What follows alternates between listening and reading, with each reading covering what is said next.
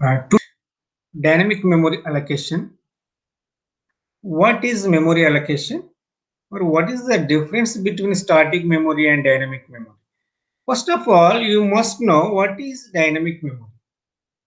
Then the next slide, I will tell you what is the difference between static memory allocation and dynamic memory allocation. Static memory allocation, the memory will be allocated during the compile time. That is called as static memory allocation. Whenever the memory is allocated during the runtime or at the time of execution of a program, that is called as the dynamic memory allocation. Then measure what is the difference between static and dynamic. It is allocated during the compile time. In case of dynamic, the memory is allocated during the runtime. Then the memory can't be increased or decreased during the runtime. In case of static memory allocation, it is a fixed. The size is fixed. The memory size is fixed. We can't increase or decrease the size of memory. The size of the memory will be given in advance in case of static memory allocation. But the memory can be increased or decreased during the execution of the program. That is called as dynamic memory allocation. Then in case of the static memory allocation, example is should be used in array, because whenever the array is declared, for example, int of a of 5, what is called here, the size is 5 as given in advance. How much memory is required for this array? Only can able to store 5 elements into the array. We can't store 6th element or 7th element or 8th element. Okay.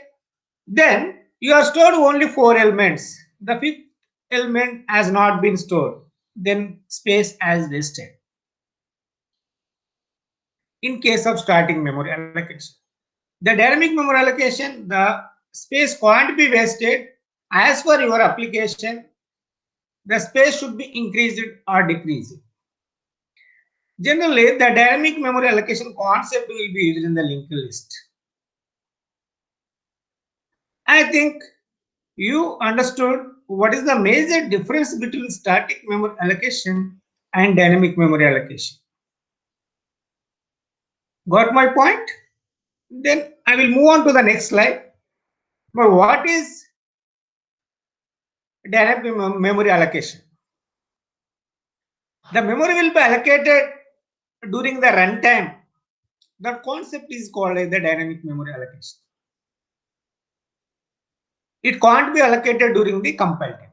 Whenever the memory is allocated during the compile time, which is called as the static memory allocation. There are 4 ways to define the dynamic memory allocation functions in C, which will be placed in the header file standard lib.h, stdlib.h. All these files will be placed in the header file. Whenever you use all these functions, you should use one header file in the C programming, stdlib.h. The first one is called as a malloc, calloc, realloc, then free. Because these 4 functions are used to implement dynamic memory allocation applications. But what is the importance of the malloc? Malloc stands for memory allocation. Now, what is the importance of the CLOC, reloc, and free?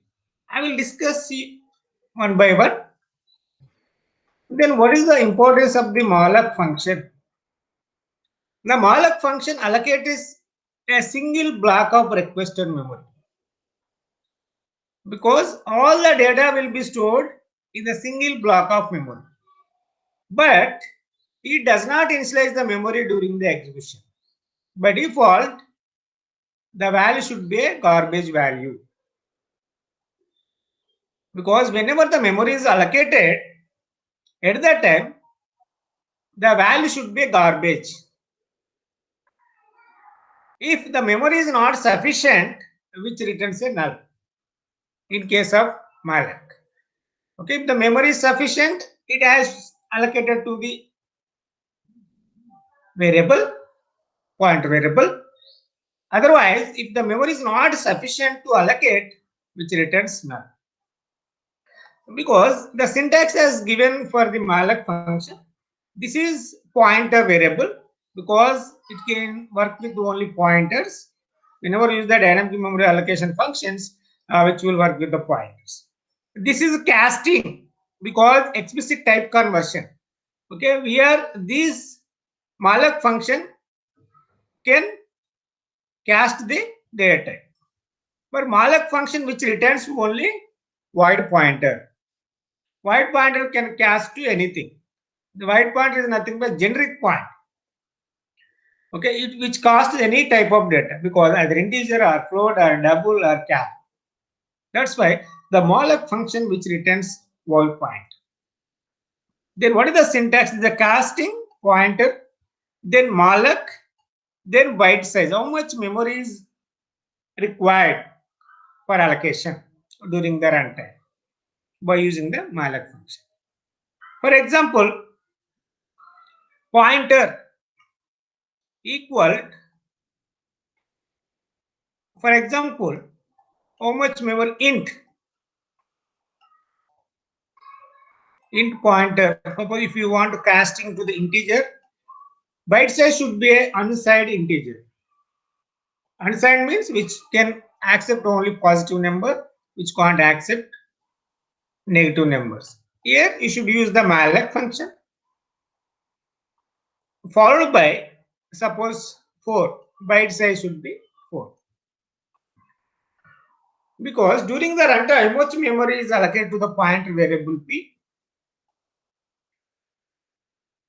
How many bytes? 4 bytes of memory will be allocated to the pointer variable. Pointer variable can store the base address of the memory. Because pointer which can store the only base address. Even it can have the 100 values which can store the base address. How many bytes of memory will be allocated to the pointer variable? Then 4 bytes of memory will be allocated to the pointer variable. As per that syntax, I have given the simple example. Generally, the malloc function which will be used in the structure concept. Look at here, some example as given. Here, p pointer can be declared as integer. There some other variables has been declared. How many elements? N equal to suppose 5. In value taken as 5, which will be taken during the runtime.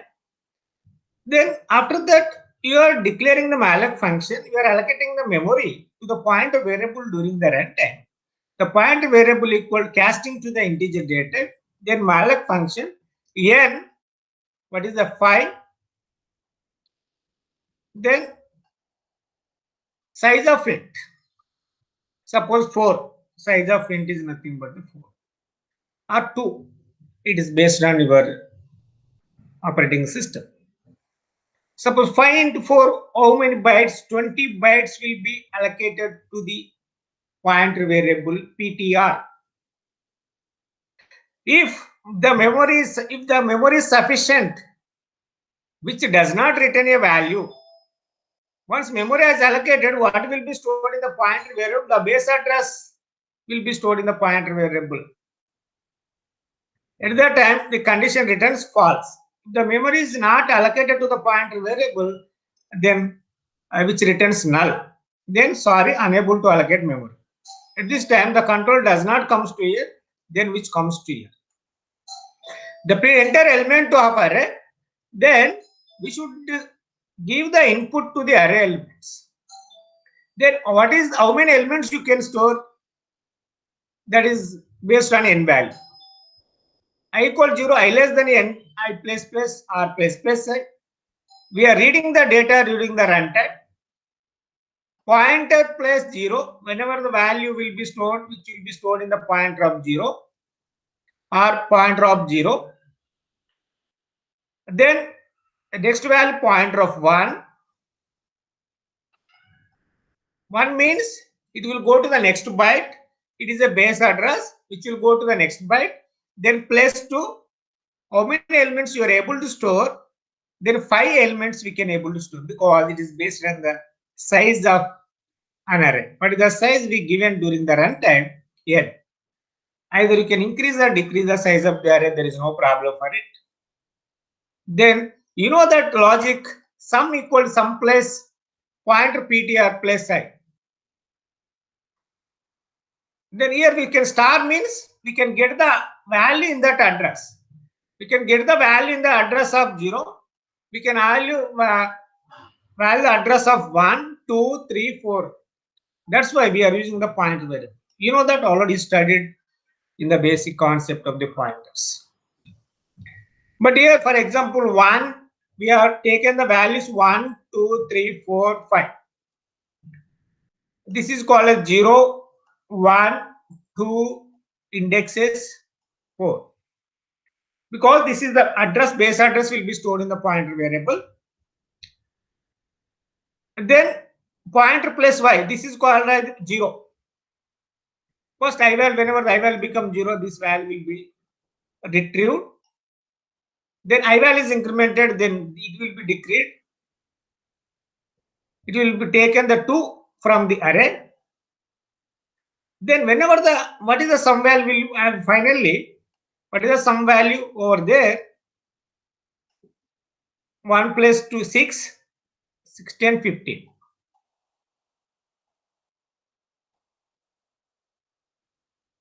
Then whenever the n value becomes 5, the condition returns false. Then the control will comes to the next statement after the for loop. The sum equal %LD, the sum. What is the value of the sum over there? Because I have taken the input values 1, 2, 3, 4, 5. The sum value should be 15. But in this example, I did not use any array. But by using the pointer variable, we can store a number of elements by using the malloc function. Then pre-pointer, whatever the memory is allocated to the pointer variable, that memory will be deallocated. The pre is one of the dynamic memory allocation function which are used to deallocate the memory during the runtime. Okay, pre will be deallocated the only runtime memory. This is a simple example of the malloc function.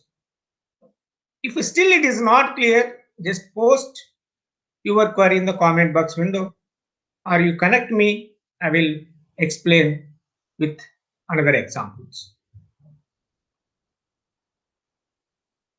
Because here how much memory will be allocated during the runtime, that is based on the size as given over there. If the memory is not sufficient for allocation, which returns null. The memory is sufficient for allocation, which returns the base address. Base address means first address. Got my point? Then go to the CLOC. CLOC function allocates the multiple block of requested memory. In case of malloc function, which allocates a single block of memory, but which allocates multiple block of requested memory. And another difference is that it initializes 0. In case of malloc, which initializes with the garbage value, but in case of calloc function, which initializes 0. That is a single block of memory. It is a multiple block of memory. And third statement, as malloc function, it returns null if the memory is not sufficient. Okay, they will ask me what is the difference between malloc and CLOC. These two differences you should tell to the interviewer. This is casting is same. CLUC, this function also return the void pointer, the number comma byte size. Number comma byte size. But here, now, what is the number is there? Number should be provided over here. Then what is the byte size? That should be unsigned integer. Already I discussed in the malloc function. Then when you look at the example, yeah, same as previous example, but I am using here the int calloc, the size is 4, suppose 5. If you take in the size is 5, size of int. Size of int is what? 4. It is the continuous memory will be allocated to the point. In case of a single block of memory will be allocated. In case of calloc, multiple block of how many? 5 multiple blocks of memory will be allocated. If the memory is not sufficient for allocation, which returns none. Otherwise, the control will move here. Enter elements of array because you are reading the data during the runtime. Because e point, this is here.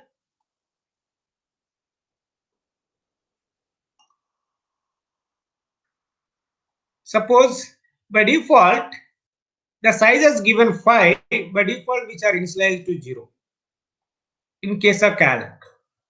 But in case of malloc, which has garbage values. Okay, this is for example, what is the pointer variable? Suppose the address 100. In case of 4, 204, 208, like that. The pointer can hold the base address 100. And that it is pointed to this address location.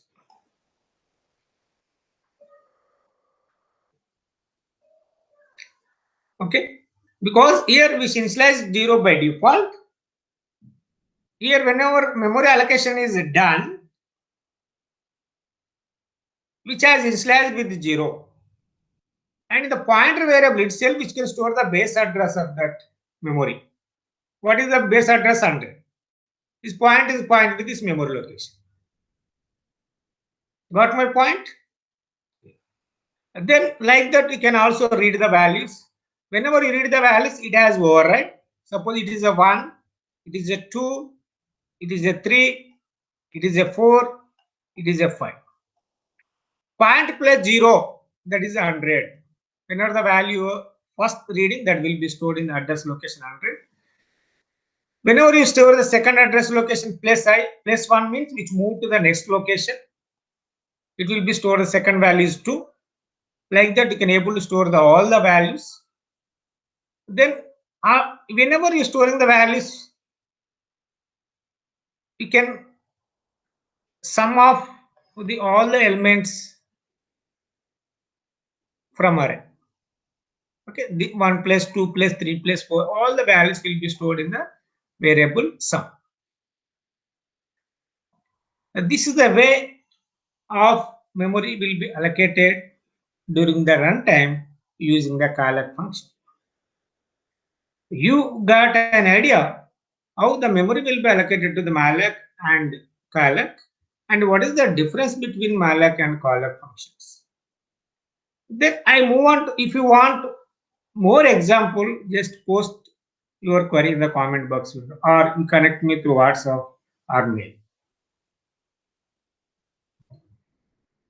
In real, if the memory is once memorized allocated previously, it is not sufficient for malloc or CLUC. You can reallocate the memory by realloc function because simply changes the memory size. Once it has been allocated previously, if the memory is not sufficient, if you want to change the size of the memory, we can use realloc function. What is the syntax for the realloc function? The pointer variable, then realloc, then pointer, then new size. This previous size will be there. Then what is the new size of the memory? You can able to mention over here. Then only we can able to use realloc function. If the memory is not sufficient, then we can use realloc function. Generally, we couldn't use realloc function. Generally, we could use either malloc or realloc. Then the free function, as discussed in the first example itself, the memory occupied by malloc or realloc function must be released by calling the free function. Okay, whatever the memory is allocated during the runtime to the pointer variable, if you want to deallocate the memory, once you want to deallocate, then we can call free function. Otherwise, it will consume memory until program exits. Sorry. Okay, whenever the memory should be deallocated, we can call free function. Then free followed by the pointer. Once you write that statement, then it deallocates the memory for pointer variable PTR. And if you have any query regarding the dynamic memory allocation functions, just you post your query in the comment box. If you like this video, please subscribe my channel. Thank you.